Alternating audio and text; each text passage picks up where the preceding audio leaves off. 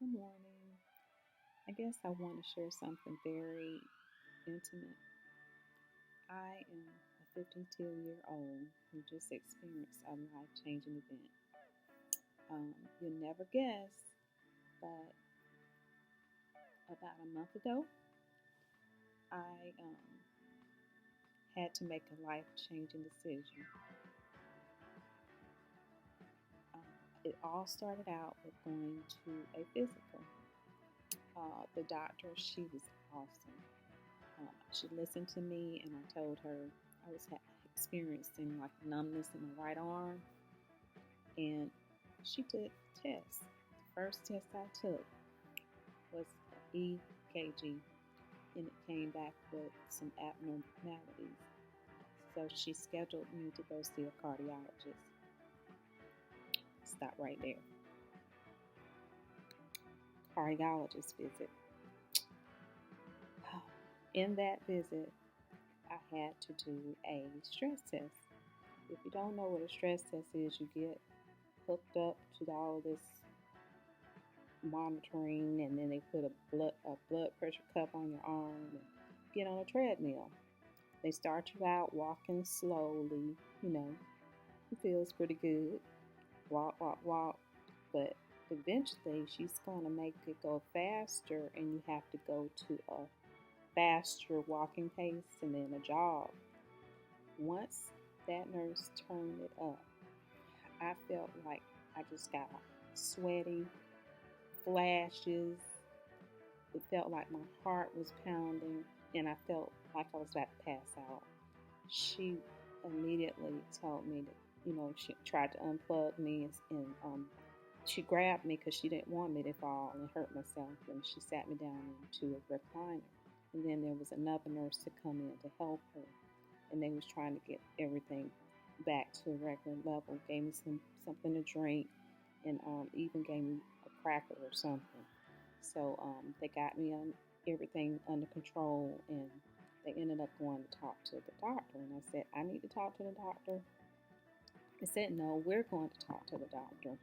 And I sat there, and I told the nurse, I said, well, I feel better.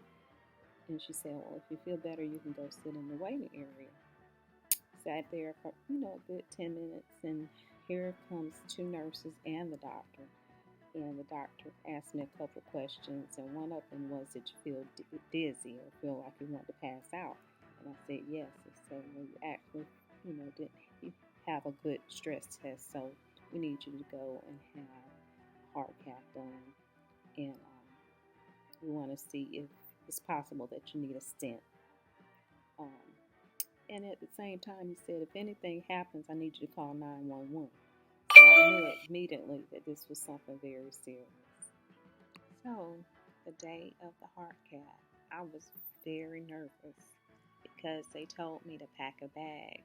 Um, they were hoping that they would see, if they saw the blockage, they could do a stent.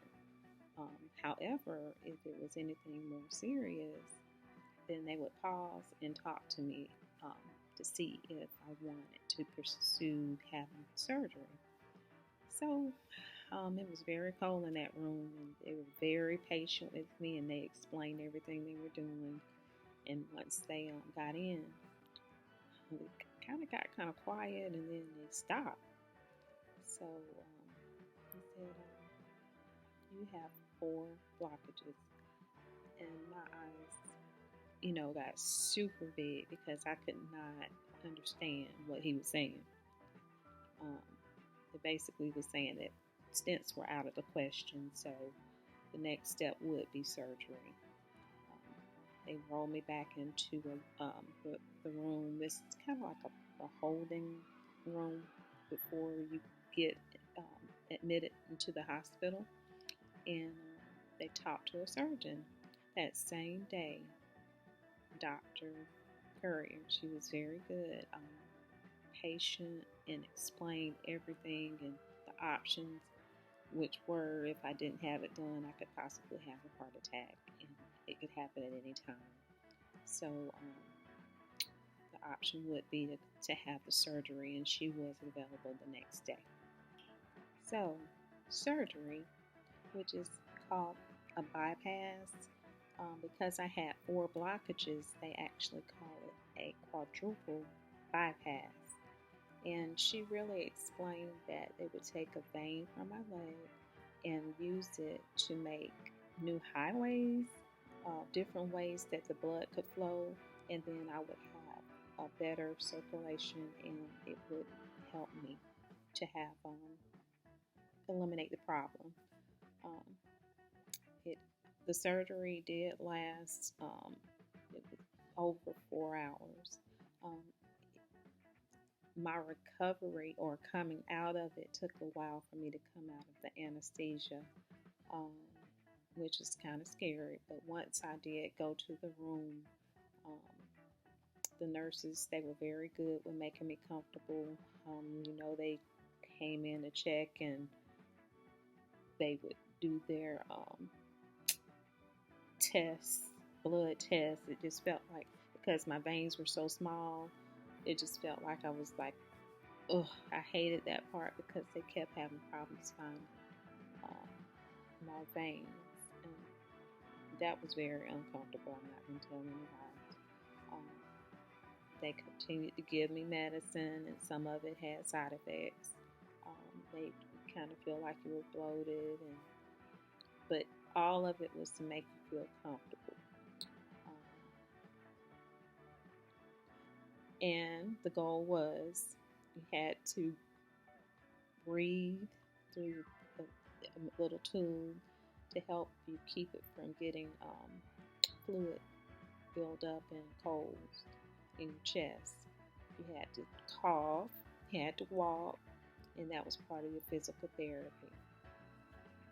I did have one complication where I ended up getting pneumonia thorax, and that's where there's like a hole in your lung, and I ended up having shortness of breath, so they had to give me a chest tube one day.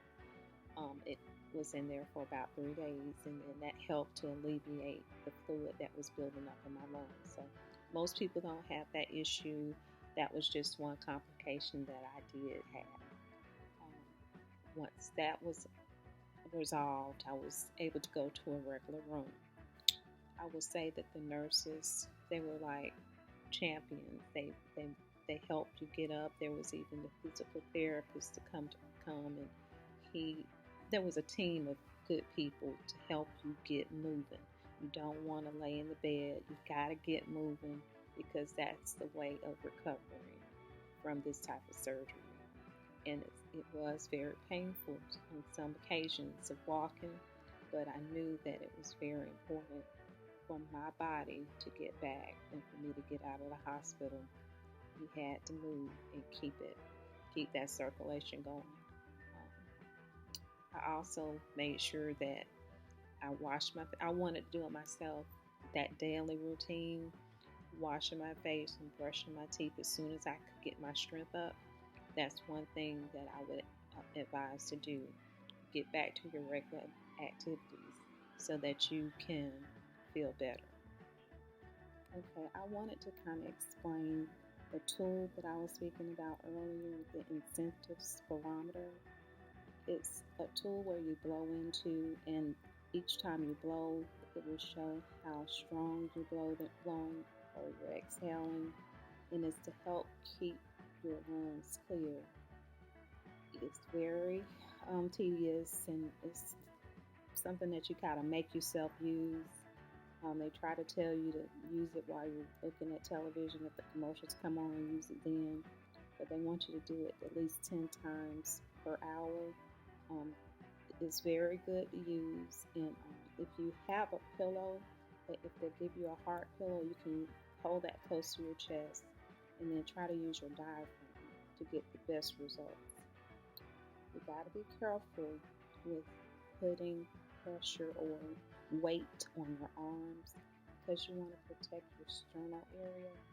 That's the area where they cut, and it has to heal. It takes weeks for that area to heal. But whenever you're getting out of a chair or you're moving in your bed, it's just a habit to try to use your arms to push, but you don't want to put any pressure on your arms because your weight is too much. You also want to make sure that when you're sleeping, you're sitting upright. So it was more comfortable for me to be in a recliner. When I say comfortable, after a while, you want to lay down, but you can't because you're still trying to heal correctly. And if you turn on your left side or your right side, you're still putting weight on that area. Okay, when you go home, you want to keep positive energy. That's what I had to do. I made sure that I listened to music that was upbeat. Um, I kind of walked a hole in the floor, you could say, carpet, because I would walk, walk, walk. I used my watch to keep up with my steps, and that cardio is very good to keep a routine so that you can build up your stamina and you can also get your breathing under control and so that you won't have shortness of breath. Even having a simple, um, I don't know if you know about stepping, just modify listening to music and dancing just a little, not overdoing it, because if you feel that you're getting short of breath, you need to stop and take a break. But you know your limits. You don't want to just lay or sit. You gotta keep moving. Um, I also felt keeping grateful thoughts like a journal. Each day I would write down what I was grateful for because this was a very life changing event for me. And I'm pretty sure anyone that has to undergo bypass surgery would say the same thing. You have to watch your diet, exercise, taking medicines, going to appointments. Your routine is like a life changing event, and you're going to have life changes. But it's for a good thing. You love people, you love to be here for others.